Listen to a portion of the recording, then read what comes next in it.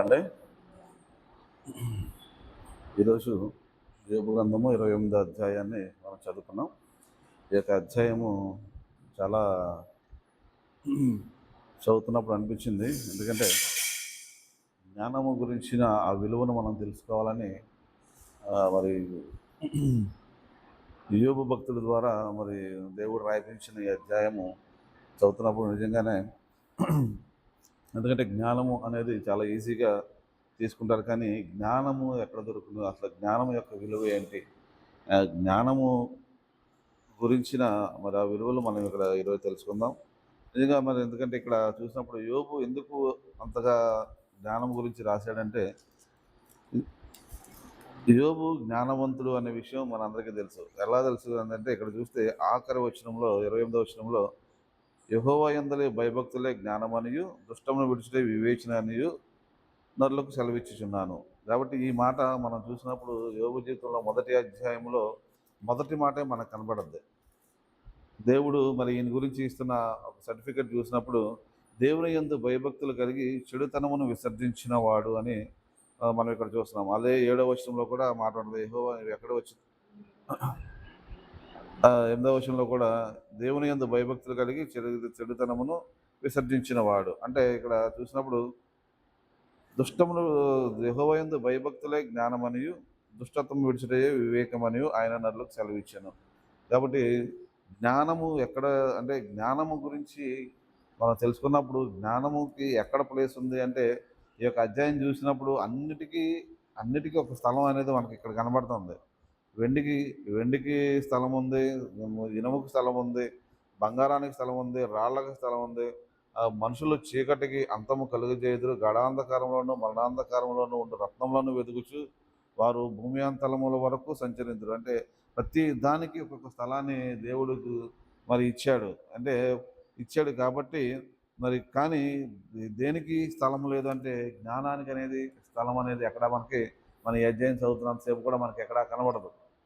అందుకని అన్నాడు, జ్ఞానము ఎక్కడ దొరుకును, వివేచన దొరుకు స్థలం ఎక్కడున్నదో నరులు దాని విలువను ఎరుగరు, ప్రాణమున్న దేశంలో అది దొరకదు. కాబట్టి నరులు నిజంగానే జ్ఞానం యొక్క విలువ తెలియదు కాబట్టి మరి దేవుడు అంత విలువైన ఆ జ్ఞానాన్ని మరి ఎక్కడ దాచాడు అనేది మనం చూస్తే ఆయన అన్నాడు, దేవుడే దాని మార్గమును గ్రహించును, దాని స్థలము ఆయనకే తెలియను. కాబట్టి అన్ని విషయాలు మనకు తెలుసు, ఏది ఎక్కడ దొరుకుతుందో ఏంటో అనేది మనకన్నీ కూడా మరి పరిశోధించి తెలుసుకుంటున్నారు. కానీ జ్ఞానం విషయానికి వచ్చేసరికి మాత్రం అది మనుషులకి మరి అందని విషయముగా మనకి ఇక్కడ మనం చూస్తున్నాం. ఎందుకంటే దేవుడే దాని మార్గము గ్రహించును, దాని స్థలము ఆయనకే తెలియను. కాబట్టి ఇక జ్ఞానం యొక్క స్థలం ఎవరికి తెలుసు అంటే మరి దేవుడికి తప్ప మరి ఎవరికి తెలియదు అనేది మనం ఇక్కడ ఈరోజు మనం నేర్చుకోవాలి. కాబట్టి జ్ఞానాన్ని మనం ఎందుకు ఆస్వాదించాలి, జ్ఞానం కొరకు ఎందుకు ప్రార్థన చేయాలి అంటే మరి ఆ స్థలము ఎక్కడుందంటే అది మనకి ఏదైనా కానీ దేవుడు అనుగ్రహించాలి అనుకున్నప్పుడు మరి ఇది కూడా మరి ఈ జ్ఞానం కూడా దేవుడు అనుగ్రహించాలి. అంటే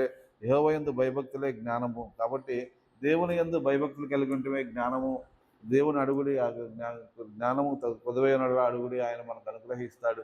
అంటే దాని కింద కూడా ఇంకొకటి ఉంది, దుష్టత్వమును కూడా విడవాలి. ఎందుకంటే జ్ఞానము కావాలి అంటే దేవుని అడిగినప్పుడు మరి ఆ యోబు చేసిన పని అదే, దుష్టత్వమును విడిచాడు. కాబట్టి ఆ దుష్టత్వం అంటే మనలో ఉన్న ఇప్పుడు ఆ దేవుని జ్ఞానం అడగటంతో పాటు మనలో ఉన్న దుష్టత్వాన్ని మనం ఎప్పుడైతే మనం వదులుకోగలుగుతామో, మనలో ఉన్న మన చీకటిలోంచి మనం ఎప్పుడైతే బయటపడతామో, ఎప్పుడైతే పాపంలో నుంచి మనం బయటకు వస్తామో అప్పుడే ఆ జ్ఞానం యొక్క విలువ తెలుసుద్ది, జ్ఞానం అంటే ఏంటో మనకు తెలుసుద్ది. కాబట్టి మనం అలాగే ఉండి దేవుని జ్ఞానం కొరకు నాకు జ్ఞానం తక్కువై ఉంది, నేను వాళ్ళతో జ్ఞానంగా మాట్లాడాలి, లేకపోతే ఇలా అంటే ఇవన్నీ కూడా మనం ప్రార్థన చేసిన అవసరాలతో మనం జ్ఞానవంతంగా మాట్లాడాలి, జ్ఞానవంతంగా ప్రార్థన చేయాలి అని మనం ప్రార్థన చేసుకుంటాం. కానీ దాంతోపాటు కూడా మనలో ఉన్న మరి ఆ శత్రువులు మనం వెళ్ళగొట్టినప్పుడే దేవుడు అంటే దానికి ఆ ప్లేస్ అనేది మనలో ఉన్న మరి ఆ చెడు మనల్ని ఆక్రమించినప్పుడు మరి దేవుడు దాని స్థలం ఆయనకే తెలియను. కాబట్టి ఆ స్థలం మనం దేవునికి ఇస్తేనే దేవుడు ఆ స్థలాన్ని మనకు గ్రహించి మనకి ఆ జ్ఞానాన్ని మనకి ఇస్తాడు అనేది మరి ఇక్కడ వాక్యంలో మనం చూస్తున్నాం. కాబట్టి జ్ఞానము కావాలి అంటే ముందుగా మనం సరి చేసుకోవాలి. ఎందుకంటే జ్ఞానము కావాలి అంటే మనలో ఉన్న దుష్టుని వెళ్ళగొట్టాలి అనేది ఈరోజు మరి ఈ వాక్యంలో, ఎందుకంటే అంత విలువైందని చెప్పడానికి మరి దేవుడు ఇవన్నిటికీ కూడా స్థలం ఉంది, వీటన్నిటి కూడా ఎక్కడ దొరుకుతాయి. కానీ జ్ఞానం దొరకాలంటే ముందుగా మనల్ని మనం శుద్ధీకరించుకోవాలి, మనల్ని మనం పరిశోధించుకోవాలి. మనలో ఉన్న చెడుని తొలగించినప్పుడే దేవుడికి జ్ఞానం అడిగినప్పుడు దేవుడు ఆ జ్ఞానము వివేచన మనకి ఇస్తాడని మనకి ఇక్కడ మనకు అర్థమవుతుంది. కాబట్టి అందునే మరి దేవుడు 2 సార్లుగా మరి ఈయనకు మరి యోబు గురించి చెప్పడం. ఎందుకంటే దేవుడు ఎంత జ్ఞానము కలిగిన వాడంటే భయభక్తులు కలిగి చెడు సరదమును విసర్జించిన వాడు అని మరి యోబు కింద సర్టిఫికెట్ మరి మనం చూస్తున్నాం. కాబట్టి అంతకుముందు మరి అధ్యాయాలు చదువుతున్నప్పుడు కూడా మరి ఆ ముగ్గురు స్నేహితులు కూడా మాట్లాడిన మాటలు యోబు మాట్లాడిన మాటలు మనం చూసినప్పుడు మరి యోబు ఎంత జ్ఞానంగా మాట్లాడారు, వాళ్ళు ఏ విధంగా మాట్లాడారని మనం ఆలోచన చేసినప్పుడు వాళ్ళు జ్ఞానం లేక ఒకటే పట్టుకున్నారు. నువ్వు తప్పు చేసేవనేది తప్ప ఇంకొక ఆలోచన అనేది లేదు. ఎందుకంటే దేవుని యొక్క దగ్గరికి వెళ్ళలేదు. ఆ జ్ఞానాన్ని వాళ్ళు ఆ సమయంలో ఉపయోగించుకోలేక వాళ్ళు పట్టుకున్న దాన్ని పట్టుకుని నువ్వు నువ్వు తప్పు చేసావు కాబట్టి నీకు ఈ శిక్ష వచ్చింది అనే దాని మీదే ఉన్నారు తప్ప, కానీ యోబు ఎంత చక్కగా మరి అందరికీ కూడా చక్కటి సమాధానాలు ఇస్తూ ముగ్గురికి కూడా మరి ఈ విధంగా ఉన్నాడు అనేది మనం, ఎందుకంటే ఇది కూడా మనం ఎందుకు ఆ యొక్క డిస్కషన్ ఎందుకు జరిగిందంటే ఆ యొక్క జ్ఞానులు ఎలా మాడతారో జ్ఞానం లేని వాళ్ళు ఎలా మాడతారు అనేది కూడా మనం ఈ యొక్క అధ్యాయంలో ఈ యొక్క జరిగిన అధ్యాయాల్లో మనం తెలుసుకోవడానికి కూడా అని మరి నాకు అనిపించింది. ఎందుకంటే వాళ్ళ ముగ్గురు కూడా మరి యోబుతో మాట్లాడిన విధానాన్ని మనం చక్కగా ధ్యానం చేసుకున్నాం. మరి వాళ్ళు ఏ విధంగా మాట్లాడారు, మరి యోబు ఏ విధంగా వాళ్ళకి ఇచ్చాడు అంటే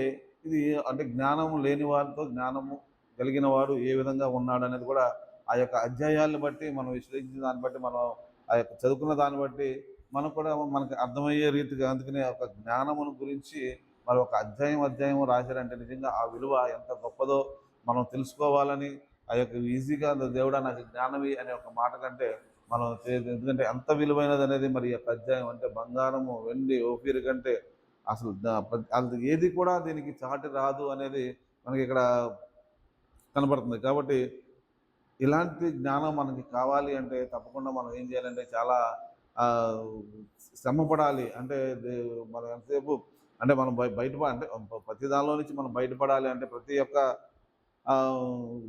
శత్రువు వేసిన ప్రతి బంధకాల్లో నుంచి ప్రతి పాపంలో నుంచి మనం బయటపడాలని మనం అనుకుంటున్నాం. కానీ ఆ బయటపడే కొద్దీ దేవుడు ఆ జ్ఞానం అనేది మనకు వస్తుంది అనేది మనకి ఇక్కడ కనబడుతుంది. కాబట్టి ఆ జ్ఞానమును ఆ విలువైన జ్ఞానాన్ని, ఎందుకంటే ఇది తత్వశాస్త్రంతో కానీ వేద గ్రంథాల్లో కానీ ఎక్కడ కూడా జ్ఞానం గురించి అంతగా ఉండదు. కానీ మనం బైబిల్ చదువుతున్నప్పుడు దేవుని యొక్క మాటలు ధ్యానించాలంటే ఆ దేవుని యొక్క జ్ఞానం అనేది మనకి అవసరమై ఉందనేది మనకి ఇక్కడ అర్థమవుతుంది. సొలొమోను కూడా మరి సామెతల్లో చూసినప్పుడు సామెతలంతా కూడా మొదటి అధ్యాయం నుంచి కూడా మనం చూసినప్పుడు జ్ఞానము వివేచన కలిగి మరి ఉండాలని మరి ఆయన కూడా అన్ని దేవుడు ఎంతో గొప్ప జ్ఞానం ఇచ్చాడు. కానీ ఆ జ్ఞానాన్ని ఆయన లోకానుసారంగా ఉపయోగించి ఆయన పాపంలో పడిపోయాడు కాబట్టి మరి ఆఖరి దినాల్లో ఆయన అసలు జ్ఞానం గురించిన మరి 2 అధ్యాయాలు మనం చూసినప్పుడు మరి సామెతలంతా కూడా మరి జ్ఞానం గురించి స్టార్టింగ్ నుంచి కూడా మనం చూస్తే సామెతల మొదటి అధ్యాయంలో దావీదు కుమారుడు ఇశ్రాయేలు రాజైన సొలొమోను సామెతలు జ్ఞానమును ఉపదేశమును అభ్యసించుటకును వివేక సల్లభములు గ్రహించుటకును నీతి న్యాయములు యథార్థను అనుసరించుటకును బుద్ధి కుశలత ఇచ్చు ఉపదేశములు అందుటకు జ్ఞానము లేని వారికి బుద్ధి కలిగించుటకు యవనకు తెలివి వివేచన పుట్టించుటకును తగిన సామెత. ఆ జ్ఞానమును గలవాడు వాని పాండిత్యమును వృద్ధి చేసుకొను, వివేకము గలవాడు ఆలకించి నీతి మాత్రము సంపాదించుకొను. కాబట్టి జ్ఞానము ఎంత విలువైనది అనేది ఈయన అన్ని పోగొట్టుకున్న తర్వాత కానీ ఈయనకి అర్థమైంది. కాబట్టి ఈయన రాసిన సామెతలంతా కూడా మనిషి యొక్క అంటే జ్ఞానం ఎంత విలువైనది అనేది ఈయన గ్రహించగలిగాడు. కాబట్టి ఆ యొక్క జ్ఞానమును గురించి మరి ఇంత చక్కగా మరి చాలా అధ్యాయాల్లో మనకి జ్ఞానం గురించిన మాటలు చాలా కనబడుతూ ఉంటాయి. ఎందుకంటే ఆయన జ్ఞానవంతుడు సొలొమోను మహాజ్ఞాని అనేది మనందరికీ తెలుసు. కానీ మరి అంత జ్ఞాని ఎందుకు ఇవన్నీ రాశాడు అంటే ఆయన చివరికి కానీ ఆయన తెలుసుకోలేదు. నిజంగా దేవుని జ్ఞానము గొప్పది, మనుషుల జ్ఞానము కంటే దేవుని జ్ఞానము గొప్పది అనే విషయాన్ని ఆయన తెలుసుకున్నాడు. కాబట్టి మరి సామెతల గ్రంథము తర్వాత ప్రసంగిలో కూడా మనం చూసినప్పుడు ప్రసంగిలో కూడా ఆఖరి అధ్యాయంలో మనం చూసినప్పుడు అక్కడ కూడా అన్న మాటను మనం చూస్తే 13వ వచనంలో 12-13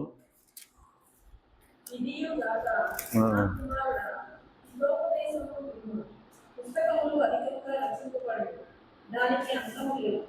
స్నానముగా విద్యాభ్యాసం చేయగా దేవునకు ఆయాసకరం. ఇదంతయు వినిన తరువాత తేలిన ప్రశాంతమిదే. దేవుని యందు భయభక్తులు కలిగి ఉండి ఆయన కట్టడలను అనుసరించి నడుచుచుండవలెను.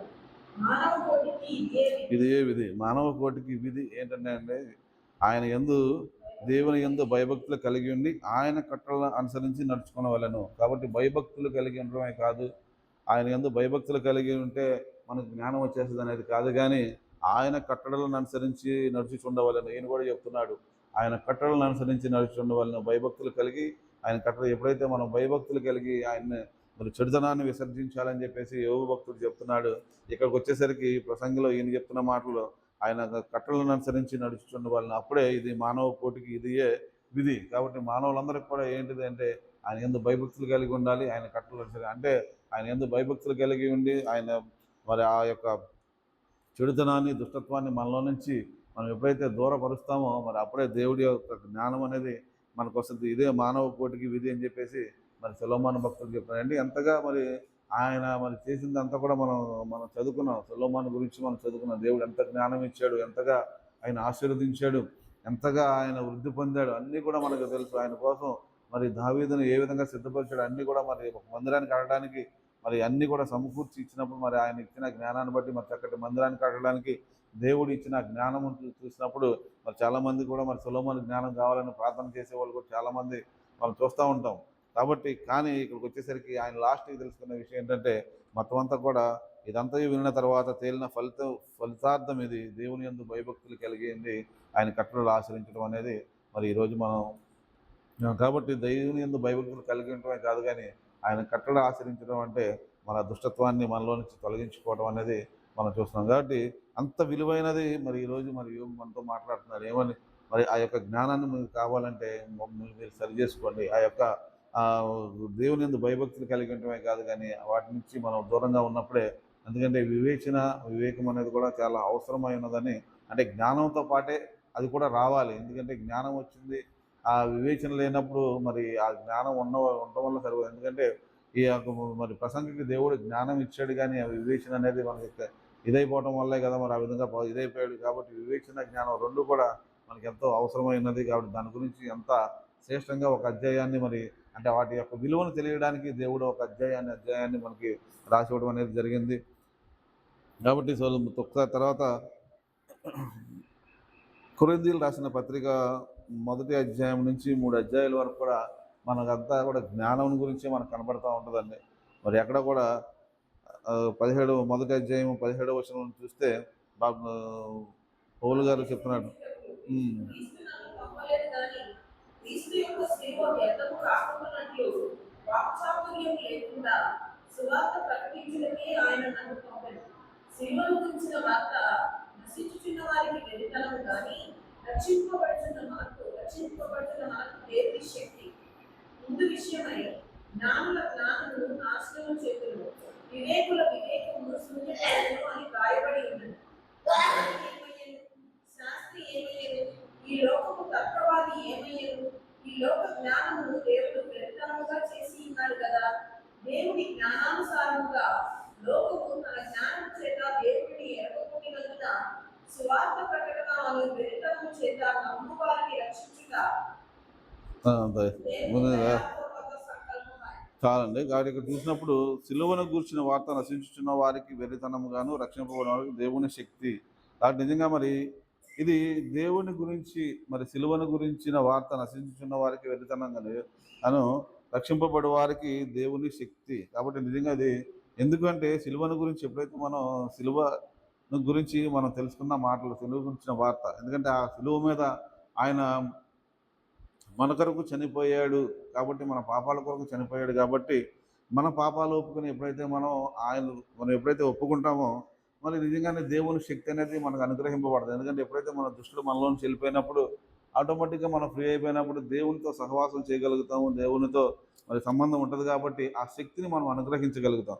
కాబట్టి ఇది రక్షింపబడుచున్న వారికి దేవుని శక్తి. నిజంగానే ఆ దేవుని శక్తి ఎలా వస్తుంది అంటే ఆ సిలువను గురించి వార్త నిజంగా విని నమ్మిన తర్వాత మనం ఎప్పుడైతే ఆ యొక్క ప్రకారం దేవుడు నా కొరకు చనిపోయాడు కాబట్టి ఈ రోజున మరి నేను రక్షింపబడ్డాను కాబట్టి అనేది మనం ఎప్పుడైతే మనం అనుకుంటామో అప్పుడే దేవుని శక్తి అనేది మనం ఆశ్రయించగలుగుతాం. అంతేగాని సొంతగా శారీరకమైన శక్తిని చూసి మనం శక్తి కాదు కానీ ఆత్మీయమైన శక్తి మనకి ఎప్పుడు వస్తుందంటే ఈ యొక్క సిలువను గురించిన వార్త మరి ఇది మరి మనం రక్షింపబడ్డాము అంటే కేవలం ఏంటంటే దేవుడు మన కొరకు చనిపోయాడు కాబట్టి మన పాపాలు క్షమించబడి మన పాపాల కొరకు ఆయన చనిపోయాడు కాబట్టి మనం ఆ శక్తిని మనం పొందుకుంటున్నాం. కాబట్టి ఇది అన్ని జనులకి నిజంగానే వెర్రితనంగానే ఉంటది. చాలామంది అంటూ ఉంటారు, మనం చూస్తా ఉంటాం 3 మేకులు కొట్టినవాడు ఆయనకి ఆయన రక్షించుకోలేకపోయాడు అనే మాట కూడా అంటా ఉంటారు. ఎందుకంటే ఆయన 3 మేకులు అనేది కాదు గానీ, ఇక్కడ మనుషుల పాపాల కొరకు ఆయన చనిపోయాడనే విషయం వాళ్ళకి తెలియక, ఇది ఆయన తిరిగి లేచాడు అంటే తిరిగి మనకు పునరుద్ధానం ఉందనేది మరి ఆళ్ళకి తెలియక వాళ్ళు అంటే ఇది మరి లోక జ్ఞానము. కానీ దేవుని జ్ఞానం ఏంటంటే మరి మనం కూడా మరి బాప్తిసంలో మనం కూడా చనిపోయి తిరిగి మరలా లేవాలనేది ప్రభు కోరిక. మరి ఆయన చనిపోయి తిరిగి లేచాడు కాబట్టి సిలువను గురించే వార్త మనకు ఎందుకంటే మరలకి ఆ నిరీక్షణ మనకుంటది. దేవునితో మనం కలిసి ఉంటాము అనేది ఆ నిరీక్షణ మనకుంటది కాబట్టి ఆ శక్తి దేవుడితో మనం కలిసి ఉంటామనే ఆ ఆనందము, ఆ శక్తి మనల్ని మనల్ని జీవింపజేస్తుంది. కాబట్టి ఇది మరి నిజంగానే ఈ లోకస్తులకి ఎలా ఉంటదంటే ఈ మాట వెరితనంగానే ఉంటది. కాబట్టి ఆ వెరితనం కాదు గానీ మరి దేవుడు మనల్ని రక్షించిన ఆ యొక్క మరి అంటే రక్షించాడు. ఆ నిరీక్షణ మనకుంది కాబట్టి ఆ శక్తిని మనకు మనం పొందుకోగలుగుతున్నాం. కాబట్టి జ్ఞానులు జ్ఞానము నాశనం చేతులు, వివేకులు వివేకమును శూన్యపడతాను రాయు. జ్ఞాని ఏమైను, శాస్త్రి ఏమైను, ఈ లోకపు తర్కవాది ఏమయ్యను. ఈ లోక జ్ఞానము దేవుడు వెర్రితనముగా చేసి ఉన్నాడు కదా. కాబట్టి ఈ లోక జ్ఞానాన్ని దేవుడు మరి నిజంగానే వెర్రిగా, ఎందుకంటే ఆయన చనిపోయి మరి ఆ యొక్క లోక జ్ఞానాన్ని వెర్రిగా చేశాడు. ఎందుకు మరి దేవుడు చనిపోవాల్సింది ఎందుకు? ఈ జ్ఞానం గురించి ఇంతగా రాశారు అంటే మనం కూడా మరి ఎలా ఉన్నాము? ఎందుకంటే ఈ జ్ఞానము దేవుడిచ్చే జ్ఞానం మనం తెలుసుకుంటాం అంటే ఇంతవరకే మనం ఉంటే మరి ఈ యొక్క అంటే ఈ జ్ఞానము అంటే ఇది దేవుడు చనిపోయాడు తిరిగి మన కొరకు లేచాడు కాబట్టి మన పాపాలు క్షమించబడి అనేది అక్కడ వరకే ఉంటే కాదు, కానీ మనం విడిపించబడాలి అనేది కూడా, ఎందుకంటే మనం దేవుడి కోరిక ఉన్నది కాబట్టి అంటే మనం దానిలో నుంచి బయటపడాలని దేవుడు కోరుకుంటున్నాడు. 23వ వచనంలో కూడా అయితే మేము సిలువబడిన క్రీస్తును ప్రకటించున్నాము. ఆయన యూదులకు ఆటముగా అన్ని జనులకు వెర్రితనంగా ఉన్నాడు కానీ యూదులకేమి పిలువబడిన వారికేమి క్రీస్తు దేవుని శక్తియు జ్ఞానమై ఉన్నాడు. దేవుని వెర్రితనము మనుషుల జ్ఞానము కంటే జ్ఞానము గలది. దేవుని బలహీనత మనుషుల బలము కంటే బలమైనది. కాబట్టి క్రీస్తు దేవుని శక్తిను దేవుని జ్ఞానమై ఉన్నాడు. వెర్రితనము మనుషుల జ్ఞానము కంటే జ్ఞానము గలది. దేవుని బలహీనత మనుషుల బలము కంటే కలది. కాబట్టి దేవుడే మన బలహీనతగా ఉన్నప్పుడు మనుషుల బలము కంటే మనం బలంగా ఉంటామని కూడా మనం ఇక్కడ మరి తెలియజేస్తున్నాడు. కాబట్టి ఈ విధంగా దేవుడు తన జ్ఞానాన్ని మనకి ఇవ్వాలంటే మనం ఏం చేయాలంటే దేవునిలో మరి ఆయన సిలువను గూర్చిన వార్త మనం ఎప్పుడైతే స్వీకరించి దాని ప్రకారం మన పాపాలు ఒప్పుకొని మనం విడుదల పొందుతామో అప్పుడే దేవుని యొక్క జ్ఞానము మనలోకి వస్తుంది అనేది మరి ఇక్కడ మన వాక్యంలో మనం చూస్తున్నాం. అలాగే 2వ అధ్యాయాన్ని చూసినప్పుడు 7వ వచనంలో చూస్తే మర్మమైనట్టుగా ఈ జ్ఞానము మరుగై ఉండేది. జగదుత్పత్తికి ముందుగానే దీనిని దేవుడు తన మహిమ నిమిత్తము నియమించాడు. అది లోకాధికారులలో ఎవరికీ తెలియదు. అది వారికి తెలిసి ఉండిన ఎడల మహిమా స్వరూపియకు ప్రభువును సిలువ వేయకపోయేందురు.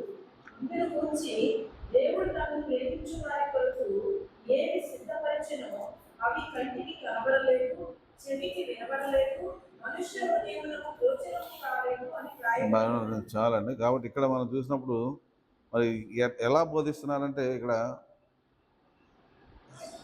6వ వచనం పరిపూర్ణమైన వారి మధ్య జ్ఞానము బోధించుచున్నాము. అది ఈ లోక జ్ఞానము కాదు, నిరర్ధకులైపోచున్న ఈ లోకాధికారులు జ్ఞానము కాదు కానీ దేవుని జ్ఞానము మర్మమైనట్టు బోధించుచున్నాము. ఈ జ్ఞానము మరుగై ఉండెను.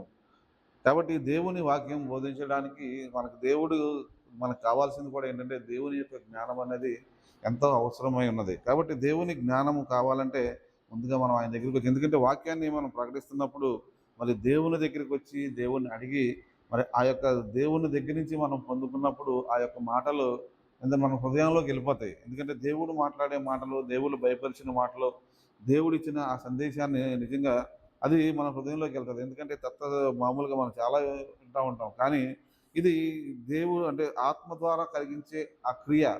ఎందుకంటే దేవుడే మనతో మాట్లాడుతూ ఉంటాడు. దేవుడే ఆయన మరి ఏం మాట్లాడాలో, ఏ రెఫరెన్స్లు ఇవ్వాలో, ఎలా అని కూడా దేవుడే మనకి తెలియజేస్తాడు. కాబట్టి ఇది మనం ఎలా అంటే దేవుడి మీద ఆధారపడాలి. అదే దేవుడి మీద ఆధారపడి ఈ యొక్క అధ్యాయంలో నుంచి నేనేం మాట్లాడాలి, ఈ అధ్యాయం గురించి నాకేం బయటపరుస్తుంది, ఈ అధ్యాయం మాకేం అవసరమైనది అనేది మనం ఎప్పుడైతే మరి దేవుని దగ్గరికి వచ్చినప్పుడు దేవుడు తప్పకుండా ఆయన జ్ఞానంతో ఇక్కడ మరి పౌలు గారు కూడా చెప్తున్న మాటలు ఇదే. సహోదరులారా, నేను మీ యొద్దకు వచ్చినప్పుడు వాక్చాతుర్యతము కానీ జ్ఞానాతిశయంతో కానీ దేవుని మర్మమును మీకు ప్రకటించుచు వచ్చిన వాడిని కాను. నేను క్రీస్తు యేసును అనగా సిలువ వేయబడిన యేసు క్రీస్తును తప్ప మరి దేనిని మీ మధ్యకు నెరగకుందునని నిశ్చయించుకుంటుని, మరియు బలహీనతతోనూ భయముతోనూ ఎంతో వణుకుతోనూ మీ యొద్దకు నుంటిని. మీ విశ్వాసము మనుషుల జ్ఞానమును ఆధారము చేసుకొనక దేవుని శక్తిని ఆధారము చేసుకొని ఉండవలనని నేను మాట్లాడిన సువార్త ప్రకటించుచున్నాను. జ్ఞానయుక్తమైన తీయని మాటలు వినియోగింపక పరిశుద్ధాత్మయు దేవుని శక్తియు కనబరుచు దృష్టాంతంలోనే వినియోగించుచున్నాను. కాబట్టి పౌలు గారు కూడా మరి ఏ విధంగా మరి వాక్యం ప్రకటించాడు అంటే మరి దేవుని యొక్క జ్ఞానాన్ని సంపాదించుకున్నాడు. ఎందుకంటే ఎప్పుడైతే ఆయన ఆ, దేవుడి చేత మరి పట్టబడ్డాడు, అక్కడి నుంచి ఆయన మొత్తాన్ని వదిలేసి దేవుని మీద ఆధారపడటం, మరి ఆయన యందు భయభక్తులు కలిగి ఇక్కడ అన్నాడు భయముతోనూ వణుకుతోనూ మరి ఆయన సువార్త ప్రకటిస్తున్నాడంటే నిజంగా దేవుని వాక్యాన్ని ప్రకటించడానికంటే దేవుని యందు ఆ విధంగా చేశాడు కాబట్టి మరి నిజంగా ఇన్ని పత్రికలు ఆయన రాయగలిగాడు అనేది మనకి ఇక్కడ అర్థమవుతుంది. కాబట్టి లోకాధికారులకు ఉన్న జ్ఞానం కాదు కానీ, ఈయన చెప్పిన జ్ఞానం కాదు కానీ దేవుని జ్ఞానము మరమైనట్టు బోధించున్నాము, ఈ జ్ఞానము మరుగై ఉండను. కాబట్టి దేవుని యొక్క జ్ఞానము మరుగై ఉన్నది. కాబట్టి మనకి పుస్తకాల్లోనో లేకపోతే ఎక్కడో ఎవరో విన్న వాటిని గురించి కాదు కానీ మనకు కావాల్సింది ఏంటంటే దేవుని దగ్గర నుంచి పొందుకోవాలనే ఆశ మనలో ఉండాలి. ఎప్పుడైతే దాని కొరకు మనం ప్రయాసపడతామో ఆ మాటలు చాలా మరి దేవుడి చెప్పే మాటలు, దేవుడిచ్చే మరి ఆ సందేశము, ఆ ఇచ్చే ఉపదేశం ఎంతో చక్కగా మన హృదయాలు హత్తుకుని మన జీవితాలు మారడానికి మరి దేవుడు సహాయం చేస్తూ ఉంటాడు. కాబట్టి ఎందుకని అంటున్నాడు ఇక్కడ, ఆ, అది వారికి తెలిసి ఉండలేదు. మహిమ స్వరూపి యొక్క ప్రభువును సిలువ వేయక అన్నట్టు దేవుడు తన మహిమ నిమిత్తం నియమించను, అది లోకాలకు ఎవరికి తెలియదు. అది వారికి తెలిసి ఉండిన ఎడల మహిమా స్వరూపి యొక్క ప్రభువుని సిలువ వేయకపోదురు. కాబట్టి దేవుని గురించి వారికి తెలియక నిజంగానే సిలువ వేశారు. నిజంగా మరి దేవుని దగ్గర నుంచి మరి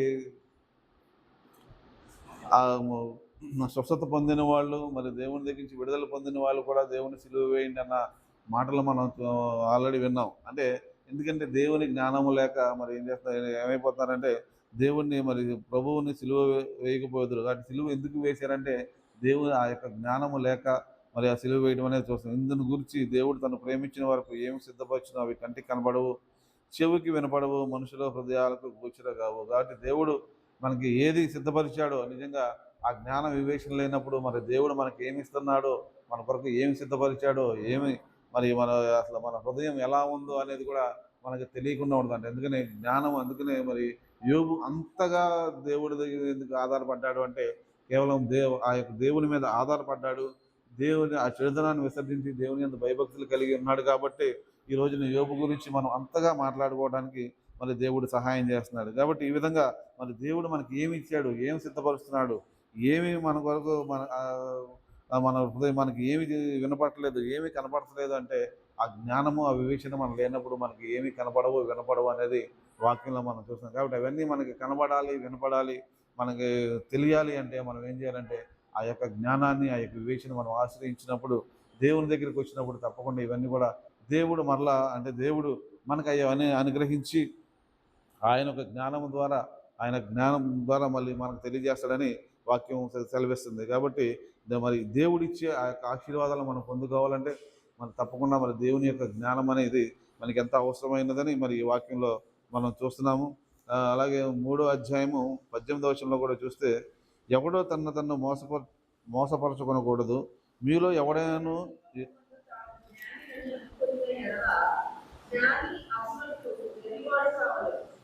లోక జ్ఞానము దేవుని దృష్టికి శ్రేష్టతరం. జ్ఞానులను వారి కునికిలో ఆయన పట్టుకొను, మరియు జ్ఞానుల యోచనలు వ్యర్థములని ప్రభుత్వము తెలియను అని రాయబడి ఉన్నది. కాబట్టి ఎవరినో మనుషుల ఎందుకు అతిశయింపకూడదు. సమస్తమును మీరు పౌలైనను అపొల్లోయను కేఫాయను లోకమైనను జీవమైనను మానమైనను ప్రస్తుతమున్నది అయినను రాబోతున్నది అయినను సమస్తమును మీరు క్రీస్తు దేవుని వాడు. కాబట్టి ఈ యొక్క మాటలు మరి దేని గురించి అతిశయపడదా, దేని గురించి అంటే నేను జ్ఞానిని అని అనుకోవద్దు. జ్ఞానిని అనుకుంటే మనం మోసపడుకోవాలంట. కాబట్టి ఇక్కడ చెప్తున్నాడు, ఎవడను తాను మోసపరచుకొనకూడదు, మీలో ఎవడైనా లోకమందు తన జ్ఞానిని అనుకోవద్దు. కాబట్టి మనం జ్ఞాని అని అనుకుంటామంటే మనం మోసపోవడం అని చెప్పేసి ఇక్కడ వాక్యం మనం చూస్తున్నాం. కాబట్టి జ్ఞాని అగునట్టు వెర్రివాడు కావాలని ఈ లోక జ్ఞానము దేవుని దృష్టికి వెర్రితనము. కాబట్టి ఈ లోకంలో ఏదైనా సరే నాకు తెలుసు, నేను చేయగలను అనుకున్నది ఏదైనా సరే మరి దేవుని దృష్టిలో వెర్రితనమే. కాబట్టి దేవుని మీద ఆధారపడి దేవుని జ్ఞానాన్ని పొందుకున్నప్పుడు తప్పకుండా దేవుని యొక్క ఎప్పుడైతే దేవుని మీద మనం ప్రతిదీ ఆధారపడతామో దేవుడే మరి ఆయనను మనం నడిపిస్తాడని మరి వాక్యంలో మనం చూస్తున్నాం. ఎందుకంటే ఏదైనా సరే జీవమైనను మరణమైనను ప్రస్తుతము మందున్నవైనను రాబోవైనను సమస్తము మీవే. ఇది క్రీస్తు వారు, క్రీస్తు మీరు క్రీస్తు వారు, క్రీస్తు దేవుని వాడు. కాబట్టి మనం క్రీస్తు వారము, క్రీస్తు దేవుని వాడు అని మనం చూస్తాం. కాబట్టి మనం ఎప్పుడైతే యేసుక్రీస్తుని మనం ఎప్పుడైతే ఆశ్రయిస్తామో ఆయన యొక్క ఆయన సిలువ మరణాన్ని మనం ఎప్పుడైతే ఆశ్రయిస్తామో ఆయన మన కొరకు చనిపోయాడు అనేది ఆ శక్తిని మనం పొందుకోగలుగుతాము. ఎందుకంటే సిలువ మీద మనం కొట్టబడిన ఆయన ఆయన గాయముల చేత మనం స్వస్థపరచబడుతుంది అని వాక్యం మనకు సెలవిస్తుంది. కాబట్టి అంటే ఆయన చిందించిన రక్తము అని ఆయన పొందిన గాయ ప్రతిదీ కూడా మనల్ని ఆయన శుద్ధీకరించడానికే మరి ఈ లోకంలో ఆయన చేశాడు. కాబట్టి ఆ సిలువను గురించిన వార్త మనం ఎప్పుడైతే మనం స్వీకరించి దాని ప్రకారము నడుస్తామో మరి ఎందుకంటే ఇది మరి దేవుడు మనకిచ్చే జ్ఞానం. ఎందుకంటే ఆయన ఆయన లోతు వెడల్పు అన్నీ కూడా మరి ఆయన ప్రేమను గురించిన లోతు వెడల్పు అన్నీ కూడా మనం తెలుసుకోవాలని మరి వాక్యంలో మనం చూస్తాం. కాబట్టి ఆ లోతు ఏంటో ఆ వెడల్పు ఏంటో మనం తెలుసుకోవాలంటే మనం ఇంకా మరి దేవుని గురించి మనం ఆ యొక్క జ్ఞానాన్ని మనం వెతికి, ఎందుకంటే ఎప్పుడైతే మనం ఆయన అడగటమే కాదు మనలో ఉన్న చెడును కూడా మనం విసర్జించినప్పుడే మనకు దేవుడు ఆ జ్ఞానము వివేచన రెండో ఇస్తాడని వాక్యంలో మనం చూస్తున్నాం. కాబట్టి దేవుని జ్ఞానము గురించి ఇంతగా మరి బైబిల్లో రాయబడి ఉంది. ఇక్కడ 3 అధ్యాయాలు రాయబడి ఉంది. సామెతలంతా మరి మరి ఆయన రాశాడు. తర్వాత ఒక అధ్యాయం మరి యోబు గ్రంథంలో మనకి లిఖించబడింది. అంటే అసలు దాని ప్లేస్ ఎక్కడ ఉందనేది ఆయన చెప్పాడు. తర్వాత వీళ్ళందరూ కూడా దాని గురించి మరి చక్కగా వివరించారంటే నిజంగా ఆ జ్ఞానాన్ని మనం పొందుకుంటే మనం కూడా మరి ఆ విధంగా మరి దేవుని శక్తిని మనం పొందుకోగలుగుతాము. దేవుడు ఇక్కడ అన్నాడు, దేవుని మీరు క్రీస్తు వారు. కాబట్టి మనం దేవుని బిడ్డలుగా ఉండాలి అంటే మనం ఆ శక్తిని పొందుకోవాలి. మనం కూడా మరి దేవునిచ్చే ఆ యొక్క ఆశీర్వాదాన్ని, ఎందుకంటే ఇది గొప్ప ఆశీర్వాదం. ఎందుకంటే దేవుని జ్ఞానం కలిగి ఆయన భయభక్తులు కలిగి నడిచినప్పుడు మనం ఏ తప్పు చేయలేము. ఎందుకంటే ఆయన దేవుడు చూస్తున్నాడనే భయం మనలో ఉంటుంది. కాబట్టి ఆ భయం ఎప్పుడైతే మనలో ఉండి మన చెడుని మనం ఎప్పుడైతే అసహించుకుంటామో దేవుడు ఆటోమేటిక్గా ఆయన జ్ఞానము వివేచన మనకు వస్తుంది అని మరి వాక్యంలో సెలవిస్తుంది. ఎందుకంటే యోబు భక్తుడు ఆ విధంగానే మరి జీవించి ఈరోజు మనకి మరి ఆయన చెప్తున్నాడు, మొదటి వచనంలోనే యోబు గురించి దేవుడు ఇచ్చిన సర్టిఫికేట్ను మనం చూసినప్పుడు ఆయన నిజంగానే యథార్థవంతుడు, ఆయన దేవుని యందు భయభక్తులు కలిగి చెడుతనమును విసర్జించిన వాడు అని మరి దేవుడు ఇచ్చిన సర్టిఫికేట్ మనం ఒకసారి మనం జ్ఞాపకం చేసుకొని మరి ఆ యొక్క అది స్థలం ఎక్కడ ఉంటుందంటే అది దేవునికి ఒక్కడికే తెలుసు. కాబట్టి ఆ స్థలాన్ని మనం వెతకడం కాదు కానీ దేవుడి దగ్గర నుంచి మనం పొందుకోవాలని, ఆ జ్ఞానం దేవుడే ఇస్తాడు, ఆ వివేచన దేవుడే ఇస్తాడని మరి ఈరోజు మనం స్పష్టంగా మరి దేవుడు మనతో తెలియజేశాడు. కాబట్టి ఆ యొక్క తన జ్ఞానాన్ని మనందరికీ ఆ వివేచన దేవుడు మనందరికీ అనుగ్రహించాలని ప్రభు పేట కోరుకుంటూ దేవుడి వాక్యం జీవించారు.